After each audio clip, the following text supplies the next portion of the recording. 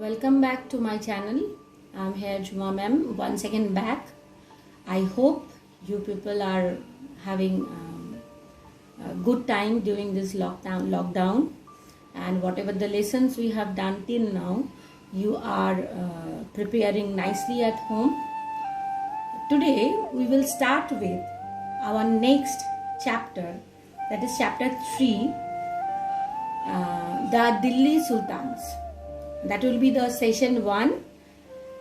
Whenever you are going through these slides or this video session, you must remember about one thing, that only watching the video, it is not going to help you out a lot. Rather, you have to be very keen, and as well as you should try to develop your listening skill.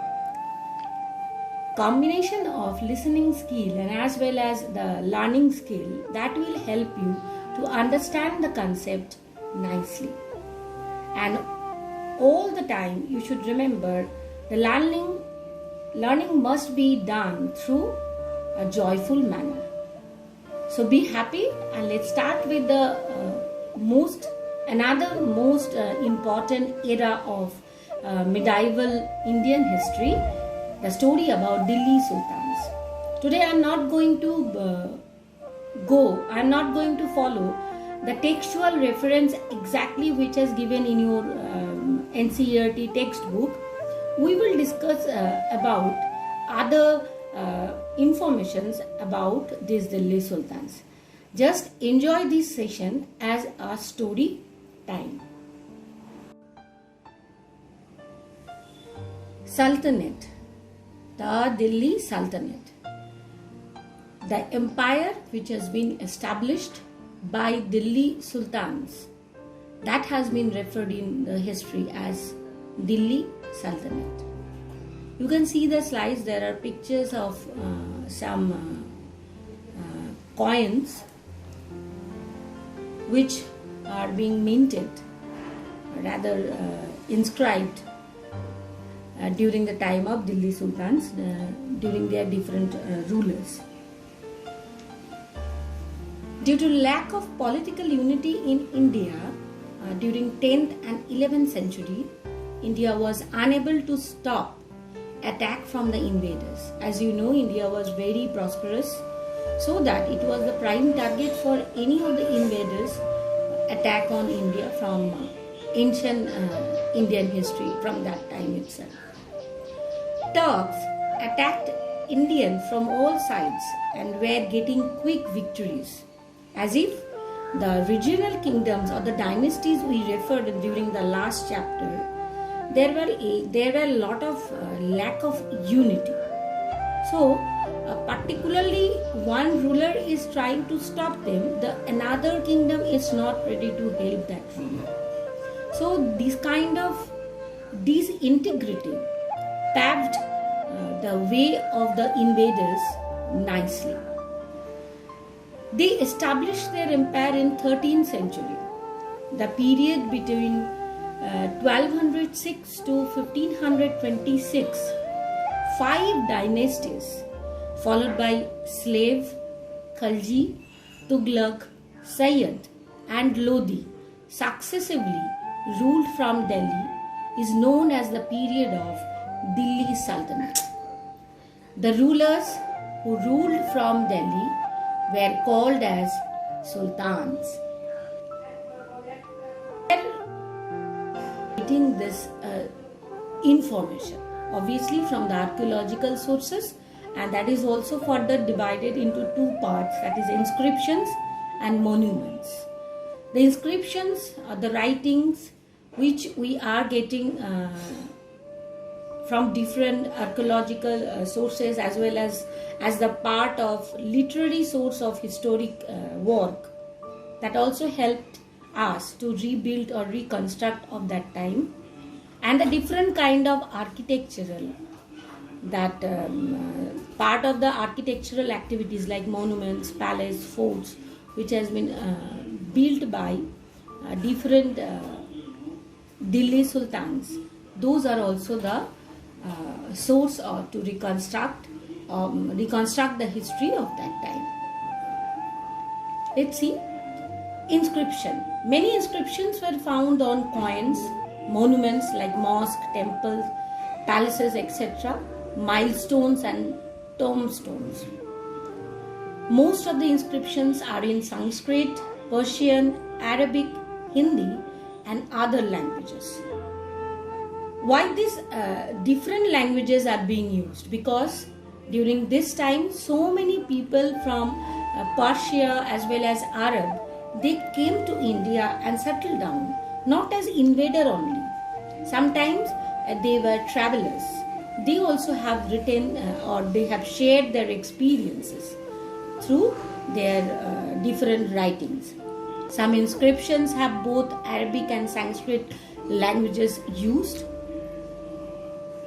These inscriptions give a lot of information about the political, society, culture, religion and administration seen during this period. Some inscription describes the gifts given to the religious and charitable institutions.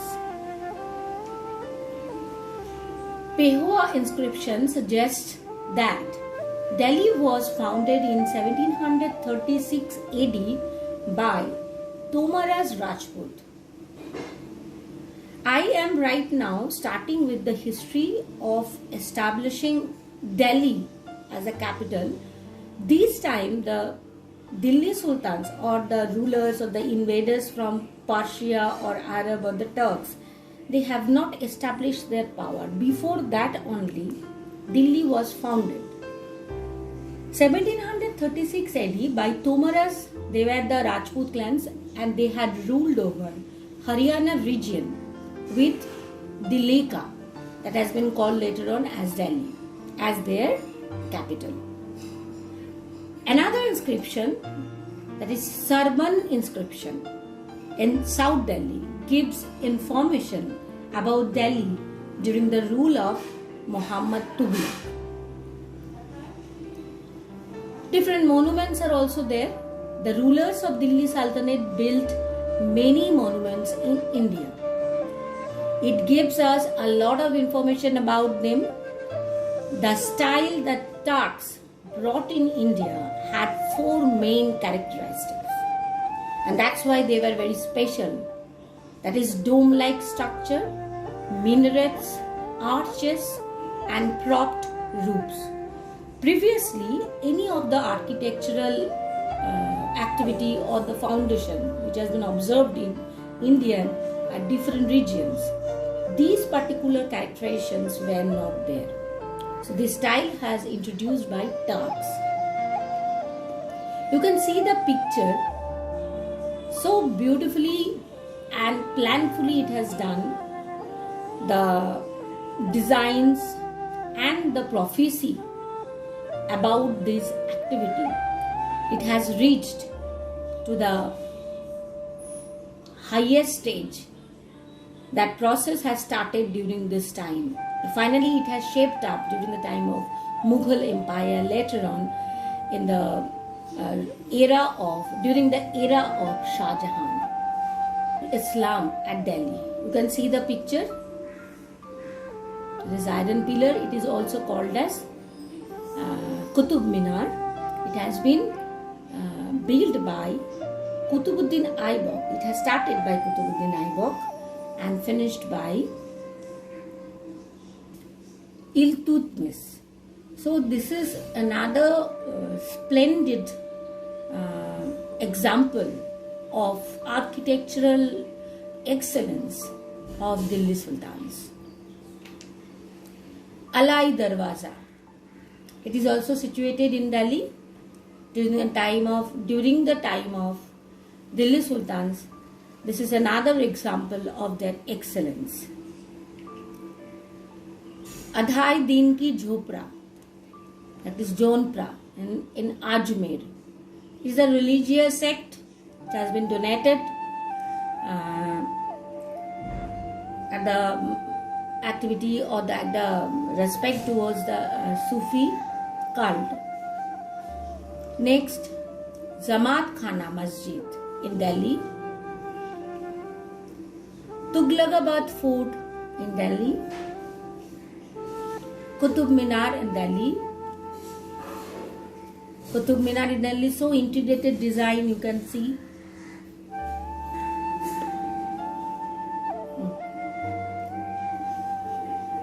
So beautifully it has done, and till now it is the most wanted, or maybe the mostly visit architectural as well as the heritage of India.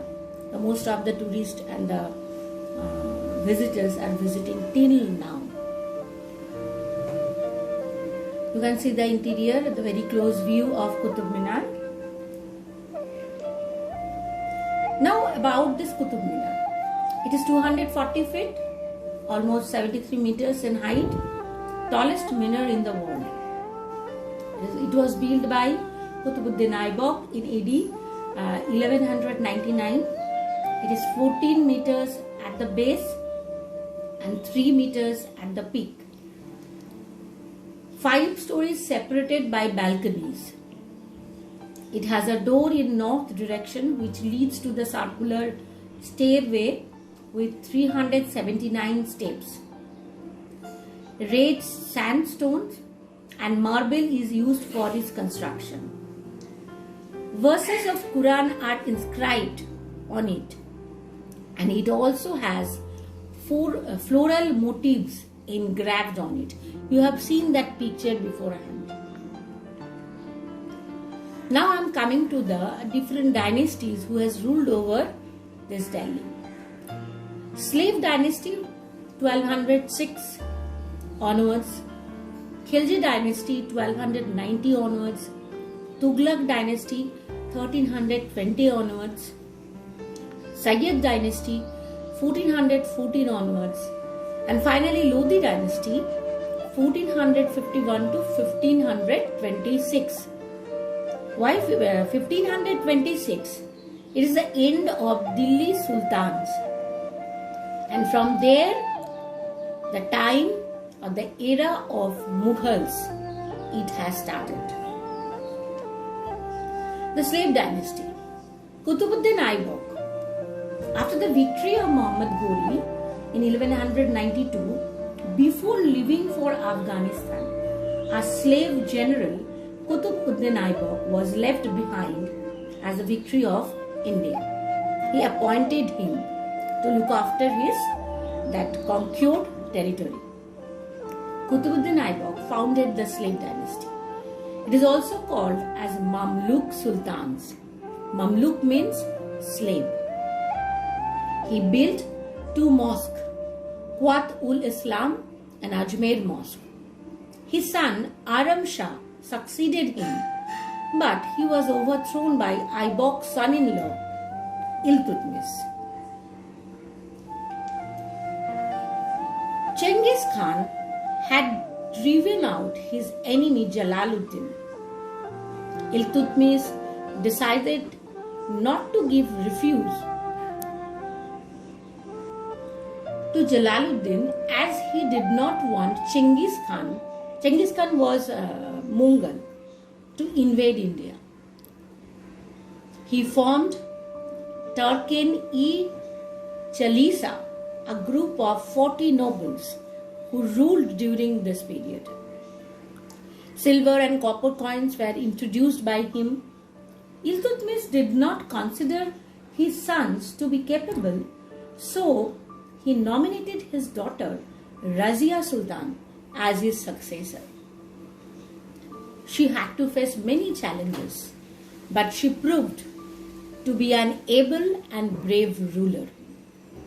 And in Delhi's history, she was the first Muslim woman ruler who ruled over Delhi. He was challenged by nobles and the other groups of pressure and the power groups, but she was very capable to deal with this problem. But you know that the story of royal power, it is based on conflict, full of bloodshed and different kind of conspiracy. And Delhi is the greatest example of that. Through different regions of rulers as well as different times. We will start with Khalji dynasty. Before I refer one thing, the Razia Sultana was charged for maladministration, and he has been kept inside, just thrown inside the jail as prisoner, and there she died, or rather she murdered by his younger brother along with the help of some nobles. But Nasiruddin Shah, but one of the noble of Razia's father's court, that was Ghiyasuddin Balban. He was very, very prominent, and he captured the power. After murdering the last slave king, Kaikubad Balban, Jalaluddin Khilji founded the Khilji dynasty in 1290. After 6 years, that is in 1296, Jalaluddin was killed by his nephew and son-in-law Alauddin Khilji, who proclaimed himself as Sultan. Alauddin had to face rebellion from Mughals, but he killed most of them near Delhi. He captured Malwa, Gujarat, Ranthambore and Chittor. Alauddin's military commander Malik Kafur captured many territories and collected immense booty. Booty means wealth, that is elephants, horses, jewels and gold for the Sultan. When Khalji dynasty was ruling over Delhi, this Alauddin Khalji was very prominent, and he has been considered as one of the best Delhi sultans amongst all. And he introduced a lot of reforms and adopted so many policies to strengthen his territory and to expand his area. Today, this will be the last slide to be discussed in this session. I am going to the next slide. The reforms introduced by Alauddin Khilji. After controlling the most of northern India, he brought many changes like market regulations, means fixed prices of commodities like food grains, clothes, sugar, cooking oil, etc. helped soldiers and common men build markets. It's a kind of rationing system. Second, Deccan expedition, he conquered Yadavas, Kakatiyas, Hoslas and Pandyas, but did not annex them. Conquered, but did not annex them. There was no direct conflict, but they were subjugated, they were subordinated to Delhi Sultan Alauddin Khilji. Measures against nobles, he introduced spy system, restrictions. These measures against noble under the spy system is also introduced by Ghiyasuddin Balban, and he has introduced Pai Boss, that system to pay respect to the ruler as king as well as to the next to the god. The same thing has followed by Alauddin Khilji. And finally, the military reform, that is very important. That is where he imported horses, branding of horses and giving eye cuts to every soldiers. That means dag and chehra, the number and the identity.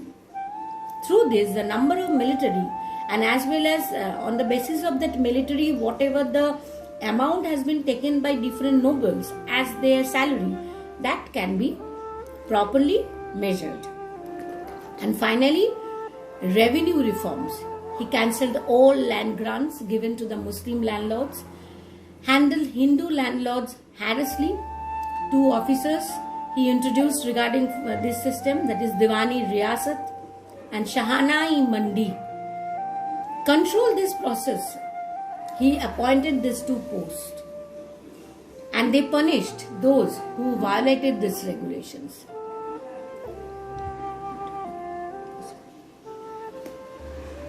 hope whatever the points I have discussed with you, you are having right now. After listening this session, you will be having little bit of idea about Delhi Sultans.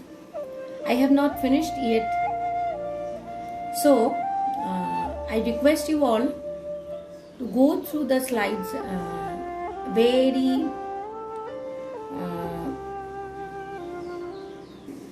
carefully, and special thank to slideshare.com, from where I have compiled these slides, and I must gratitude for that resource I have used in my session. And always be happy when you are listening or watching any videos. You must be very happy, and that positive energy level must be there. Unless your positive intention, you are unable to learn anything. Joyful learning is very, very important. Thank you. Stay tuned and be happy.